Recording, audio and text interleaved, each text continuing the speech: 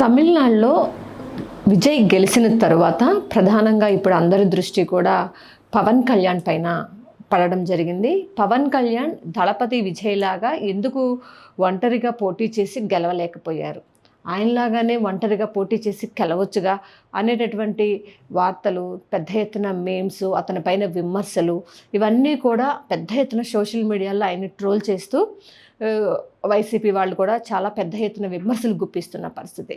అయితే అక్కడ రాజకీయాలు వేరు, తమిళనాడులో ఆంధ్రప్రదేశ్ రాజకీయాలు వేరు. ప్రధానంగా మనం చూసుకున్నట్లయితే 2014లో పవన్ కళ్యాణ్ పార్టీని పెట్టడం జరిగింది. పార్టీని పెట్టినప్పుడు పెద్ద ఎలక్షన్స్కి ఎక్కువ గ్యాప్ లేదు, ఆయన క్యాడర్ కూడా పూర్తి స్థాయిలో లేదు అప్పటికి. సో ఈ నేపథ్యంలో అటు రాష్ట్రం కూడా విడిపోయిన నేపథ్యం, ఇటు తెలంగాణ ఆంధ్రప్రదేశ్ రెండు కూడా విడిపోయి ఉన్నాయి. సో ఈ నేపథ్యంలో తాను అప్పుడు రెండే పార్టీలు, ఒకటి అప్పుడు వైసీపీ, రాజశేఖర రెడ్డి గారు చనిపోయారు, తనయుడు కొత్త పార్టీ వైసీపీతో ఆయన కొత్త పార్టీ ఉంది, ఇంకోటి టీడీపీ పార్టీ. ఆయన ఆ సమయంలో టీడీపీ పార్టీకి తన మద్దతు ప్రకటించడం జరిగింది. 2014లో టీడీపీ కూడా అనూహ్యంగా విజయం సాధించింది. ఆ తర్వాత చూసుకున్నట్లయితే 2019 ఎన్నికల్లో ఆయన వామపక్షాలు బీఎస్పీతో పొత్తుతో కలిపి 2019 ఎన్నికలకు వెళ్ళారు.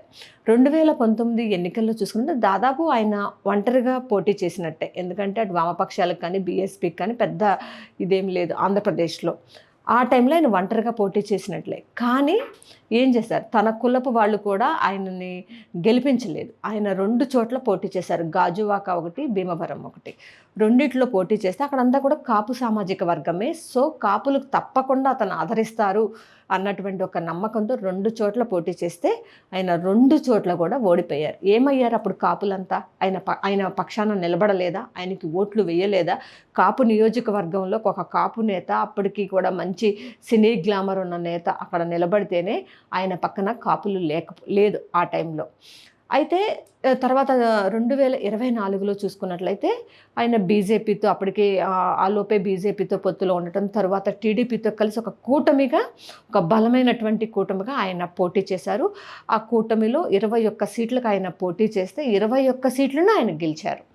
అయితే అక్కడ తమిళనాడు రాజకీయాలను ఇక్కడ కంపేర్ చేసుకుంటూ పవన్ కళ్యాణ్ ఒంటరిగా పోటీ చేయలేడా, జనసేన పార్టీ కార్యకర్తలు ఒక జెండా కూలీలేనా, ఆ జెండాలు పట్టుకుని తిరగాలి, ఈ జెండాలు పట్టుకుని తిరగాలిగా, మేము ఎప్పుడు కాపులు సీఎం కాలేరా అని చాలామంది ప్రశ్నిస్తున్నారు. కానీ తమిళనాడు రాజకీయాలు వేరు. తమిళనాడు రాజకీయాల్లో ఇప్పటికీ డిఎంకే, అన్నా డిఎంకే అనేది వారసత్వ పార్టీలుగా ఉన్నాయి. ఇప్పుడు అన్నా డిఎంకే పార్టీ చూసుకున్నట్లయితే అక్కడ జయలలిత లాంటి స్ట్రాంగ్ లీడర్ లేరు, అదొకటి అన్నా డిఎంకేకి మైనస్. అయితే డిఎంకే పార్టీ ఇప్పటికే అధికారంలో ఉంది కాబట్టి ఆ పార్టీ పనితీరు చూశారు, కొంత విసిగిపోయి ఉన్నారు జనాలు కూడా. సో ఈ నేపథ్యంలో అక్కడ తమిళనాడు రాజకీయాలను మనం పరిశీలిస్తే ఒకసారి ఎవరైతే అధికారంలో ఉంటారో మరోసారి వాళ్ళకి అధికారం ఇవ్వరు. గతం కొన్ని సంవత్సరాలుగా అదే జరుగుతుంది. ఒక ఎంజీఆర్, ఒకట జయలలిత విషయంలో మాత్రమే అది తప్పితే మిగతా అంతా కూడా ఒకసారి సీఎం అయిన వాడు ఇంకొకసారి సీఎం అయిన దాఖలాలు అక్కడ లేవు. సో ఈ నేపథ్యంలో దళపతి విజయ్ పెట్టినటువంటి పార్టీ, ఆయన చేపట్టినటువంటి మేనిఫెస్టో, ఆయన జనాల్లోకి దూసుకు వెళ్ళిన తీరు, వీటన్నిటి నేపథ్యంలో ఆయనకు ఇదొక అవకాశంగా కనిపించింది, అవకాశం వచ్చింది. కానీ తమిళనాడులో విజయ్కి ఎంత క్రేజ్ ఉందో పవన్ కళ్యాణ్కి కూడా ఆంధ్రప్రదేశ్లో అదే క్రేజ్ ఉంది. కాబట్టి ఆయన అక్కడ ఒంటరిగా పోటీ చేసి గెలిచారు. కాబట్టి ఈయన కూడా అక్కడ ఒంటరిగా పోటీ చేసి గెలవచ్చు అనే దానికి అసలు ఎక్కడ కూడా పొంతన లేని సమాధానాలు, ప్రశ్నలు అనే చెప్పాలి. ఎందుకంటే అక్కడున్న రాజకీయ పరిస్థితులు వేరు, ఇక్కడున్న రాజకీయ పరిస్థితులు వేరు. ఇక్కడ కాపులే ఆయనకి సపోర్ట్ చేయాలి. అంతెందుకు, అంతకుముందు పవన్ కళ్యాణ్కి ముందు చిరంజీవి కూడా ప్రజారాజ్యం పార్టీ పెట్టారు 2009లో.